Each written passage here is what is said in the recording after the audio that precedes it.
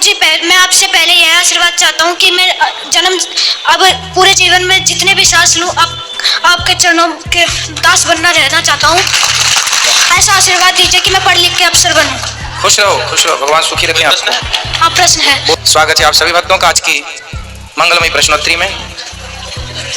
जो YouTube पर जुड़ रहे हैं वो चैनल को सब्सक्राइब कर लें और शेयर कर लें। तो राधे राधे दोस्तों, स्वागत है आपका हमारे YouTube channel reaction by Usha में। बात करेंगे हम आज ऐसे छोटे से लड़के की जो कि गुरुजी से पूछता है कि गुरुजी, जब महाभारत का युद्ध समाप्त हुआ तो इसके बाद कृष्ण जी को गांधारी माता ने श्राप क्यों दिया।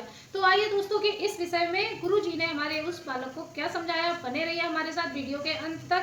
आज का वीडियो बहुत ही इंटरेस्टिंग होने वाला है, तो आइए देखते हैं दोस्तों आज का वीडियो। जी बेटा बोलो।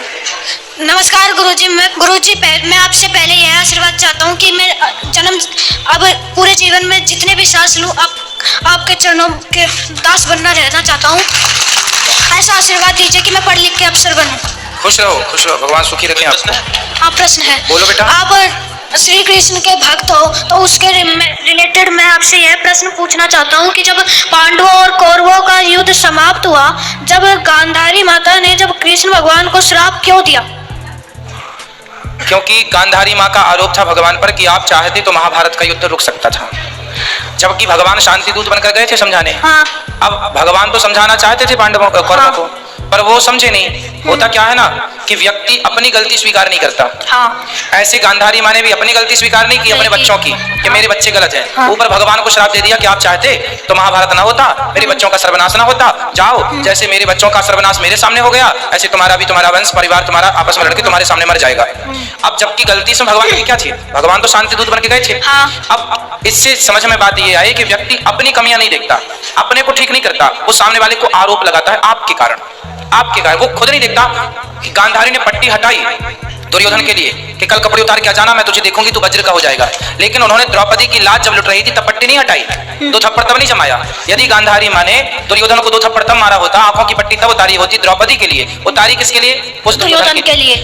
तो इससे पूरा ये समझ में आया कि गलती गांधारी की थी, सही वक्त पर पट्टी नहीं उतारा और श्राप भगवान को दे दिया। अब चूंकि भगवान माँ का सम्मान करते हैं, चलो भैया आप दे रही हो श्राप, स्वीकार कर लिया, जबकि गलती भगवान की बिल्कुल भी नहीं थी, फ्री में श्राप दे दिया।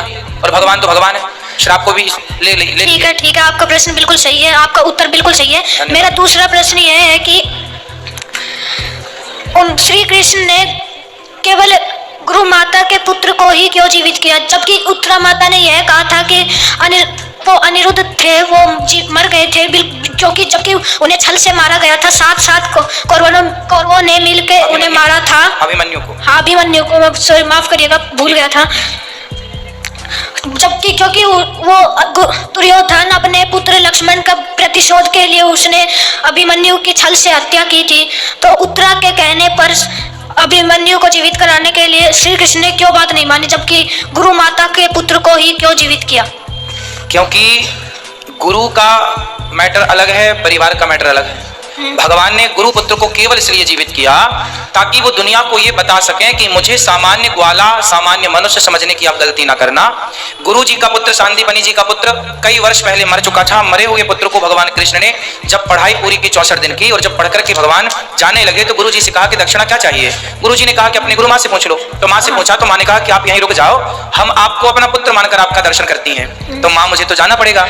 तो फिर माँ ने कहा या तो फिर मेरा पुत्र लाओ। अच्छा, माँ को क्या लगा, सांदीपनि माँ को, उनकी गुरु माँ को, कि अब मेरा मरा हुआ बच्चा तो जीवित कर नहीं सकते। लेकिन भगवान के लिए असंभव क्या था, कर्तुम अन्यथा कर्तुम सर्व सामर्थ्य, भगवान ले आए, जीवित किया। अब रही उत्तरा के पति की बात। अब देखो, भगवान श्री कृष्ण के सगे भांजे हैं अभिमन्यु। हाँ। बहन के बेटा। हाँ। सुभद्रा माँ के पुत्र। इसलिए जीवित नहीं किया कि यदि आज अपनी बहन के बेटे को जीवित करते तो कल सारी दुनिया की बहनें क्या भगवान की बहन नहीं है, क्या भगवान को अपना नहीं मानती। तो भगवान से कहते हैं कि प्रभु क्या हम आपकी बहन नहीं। इसलिए भगवान ने गुरु पुत्र केवल इसलिए जीवित किया ताकि भगवान पर कल कोई सवाल करे तो भगवान पर वो आरोप व्यर्थ चला जाए, क्योंकि भगवान मरे को जो जीवित कर सकते हैं वो भगवान हो सकते हैं, ये सिद्ध हो गया। वहां परिवार का मामला था। क्या है, भगवान राम ने माता सीता को वनवास इसलिए भेजा क्योंकि यदि सीता माँ को वनवास ना भेजते उस व्यक्ति के कहने से तो लोग क्या कहते हैं, आप तो परिवारवाद हैं, परिवार की बात मानते हैं, प्रजा की बात तो मानते हैं। इसलिए भगवान वो कार्य करते हैं जो सदा हो। इसलिए भक्तों का मान रखा जाए, आगे भी बहन ये आरोप न लगा सके कि अपने भांजे को तो जीवित कर दिया, हमारे बेटे को क्यों नहीं जीवित कर रहे हैं। इसलिए भगवान पर पक्षपात का आरोप ना लगे, इसलिए करते सब तो कर सकते हैं भगवान, क्या नहीं कर सकते। ग्वाल बाल मर गए, जब भगवान छोटे थे तो भगवान को अघासुर मारने आया, सारे ग्वाल बालों को मार दिया था, पर कृपा दृष्टि से भगवान ने सबको जीवित किया था। तो भगवान जो कर सकते हैं वो तो किया, परंतु एक मर्यादा भी है भगवान की कि क्या करें और क्या ना करें, क्योंकि मनुष्य रूप में आए हैं। इसलिए प्रभु ने उनको जीवित किया गुरुपुत्र को, पर अभिमन्यु को जीवित नहीं किया। क्यों? क्योंकि अभिमन्यु की आयु इतनी ही थी। विधि का विधान भगवान भी नहीं बदलना चाहते। इसी कार्य के लिए अभिमन्यु का जन्म हुआ था, सिर्फ इसी कार्य के लिए, क्योंकि अभिमन्यु की हत्या ना होती तो कौरवों की हत्या किसी बल पर नहीं हो सकती थी, क्योंकि वो अधर्म की शुरुआत यहीं से हुई। और जब इन्होंने अधर्म किया तो फिर भगवान ने कहा जब तुमने किया तो फिर हमारी ओर से भी लो। इसलिए इस कार्य की सिद्धि के लिए अभिमन्यु का जन्म ही हुआ था। इसलिए ठीक है गुरुजी, धन्यवाद। एक बार जोरदार तालियां हो गुरु अनिरुद्धाचार्य जी महाराज के लिए, बड़ा अच्छा उत्तर दिया। पर बस एक आखिरी प्रश्न मैं आपसे पूछना चाहता हूँ कि सभी कोई भक्त, बहुत भक्त में आपके भक्त बहुत भक्त आज मेरे से यह प्रश्न पूछ रहे थे कि मैंने बताया, उन्होंने मेरे से यह पूछा कि अपने जो आप क्या बनना चाहते हो बड़े होके। मैंने एक कविता कहानी सुनाई तो उन्होंने यह प्रश्न पूछा है कि लक्ष्य दूसरों को क्यों नहीं बताना चाहिए। मैंने इसी के बारे में एक कहानी बताई थी, ये माता जी ये रही जिस, तो मैं आपसे यह प्रश्न पूछना चाहूँगा कि लक्ष्य क्यों नहीं बताना चाहिए।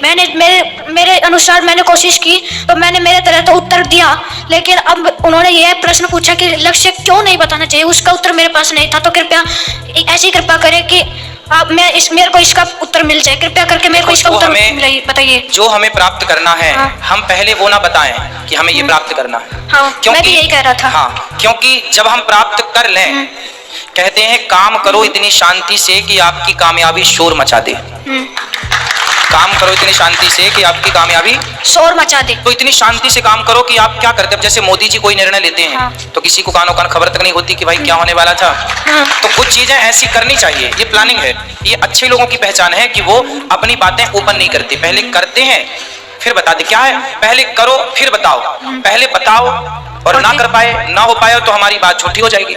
इसलिए उतना ही बोलो, उतना ही बताओ जितना कर पाओ। इसलिए आप सामने वाले को ये बोलिए कि जब मैं कामयाब हो जाऊंगा तब फिर मैं आपको कामयाबी बताऊंगा कि मैं क्या चाहता था।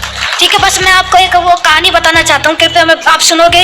मैंने वो लास्ट प्रश्न का, उसके लिए माफी। सुना दो, जल्दी सुनाना, पर सबको मौका देना। सबको मौका मिलेगा। जो ये लक्ष्य के बारे में ही कहानी है कि उन्होंने इन माता ने ये पूछा था कि लक्ष्य के अपने आपका लक्ष्य क्या है। तो मैंने कहा कि हमारे अभी इस जमाने में तो पहले तो पढ़ाते थे ग से गणेश आए, पर आपके जमाने में पढ़ाते। आपने ये बोले थे, ये बात मैं टीवी में सुनता था आपकी बात। आपने बताया था कि पहले के जमाने में ग से गोविंद, ग से गणेश पढ़ाते थे, पर अब के जमाने में ग से गधा पढ़ाते हैं। आपने ये बताया था।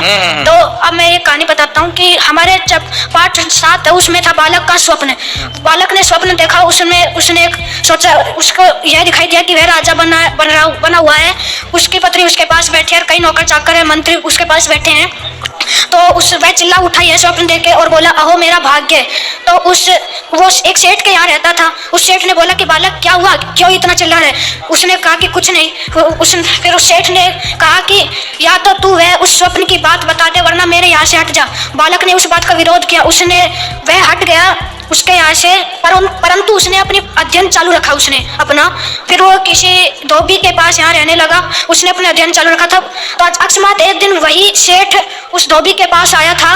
उसने कहा कि यह बालक मेरे कुछ महीने पहले मेरे यहाँ पे भी रहता था, इसको एक दिन एक स्वप्न आया था, इसने स्वप्न की बात मेरे को नहीं बताई, तो आप पूछ लो इससे। उसने धोबी ने भी यही कहा कि बालक तूने कुछ दिन पहले इन सेठ के यहाँ स्वप्न देखा था, तो या तो तू वह स्वप्न की बात बता दे वरना मेरे यहाँ से हट जा। उसने भी वही किया, वो यहाँ से हट गया और फिर वह एक राजा के यहाँ साधारण नौकर हो गया। फिर वह धीरे धीरे उन्नति करते करते राजा का बहुत बड़ा मंत्री बन गया।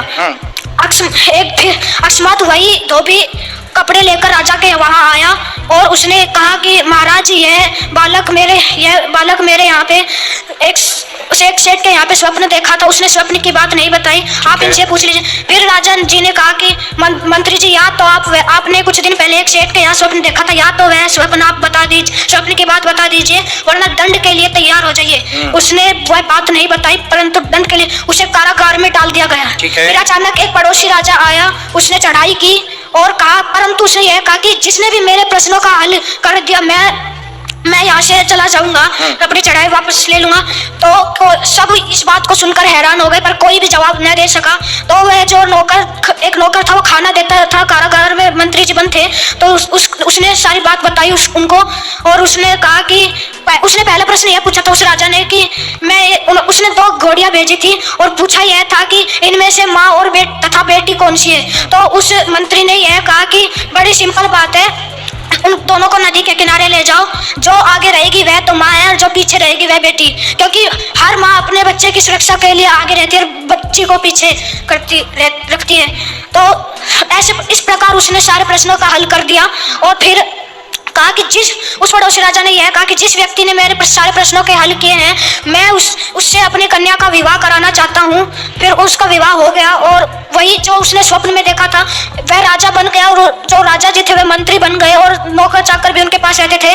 फिर उन्होंने वह बात बताई कि मैं आपको यह स्वप्न की बात इसलिए नहीं बताता था, क्योंकि अगर मैं आपको स्वप्न की वह बात बता देता तो आप इसे पूरा नहीं होने देते, आप गांव में बात फैला देते, जिस कारण मैंने आपको ये स्वप्न की बात नहीं बताई। मैंने स्वप्न में यह देखा था कि मैं राजा बन गया, मेरी पत्नी मेरे पास बैठी थी, और तथा मंत्री भी मेरे पास बैठे थे, कई नौकर चाकर भी काम करते थे।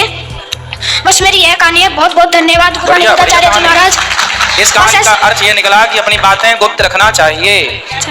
गुरु अनिरुद्धाचार्य जी, आप मुझे आशीर्वाद दीजिए कि सुखी रहो। तो देखा दोस्तों, जैसे उस लड़के ने प्रश्न किया कि जब महाभारत का युद्ध समाप्त हुआ तो इसके बाद गांधारी माता ने भगवान कृष्ण को श्राप क्यों दिया। तो इस विषय पर हमारे गुरुजी ने समझाया कि अपनी गलती कोई नहीं देता, जबकि महाभारत होने से पहले हमारे कृष्ण जी ने शांति दूत बनकर भेजा था किसी को कि युद्ध ना किया जाए, और दुर्योधन जो है उसे कुछ एकड़ भूमि दे दे जिसमें पांडव लोग अपना जीवन बसर कर सकें, लेकिन उसने ये सब मना कर दिया। और अगर यह बात गांधारी माता को पहले समझ में आ जाती कि हमें अपने पुत्रों को समझाना चाहिए, और आपस में जो भी जिस जगह जमीन को लेकर विवाद हो रहा है, अगर वो समझौता पहले ही हो जाता तो युद्ध भी ना होता। और जब युद्ध हुआ तो इसके बाद भी आरोप लगाया कृष्ण भगवान पर कि अगर भगवान आप चाहते तो ये युद्ध नहीं होता, और हमारे जो इतने सारे पुत्र मारे गए युद्ध में वो नहीं मरते। तो जिस तरीके से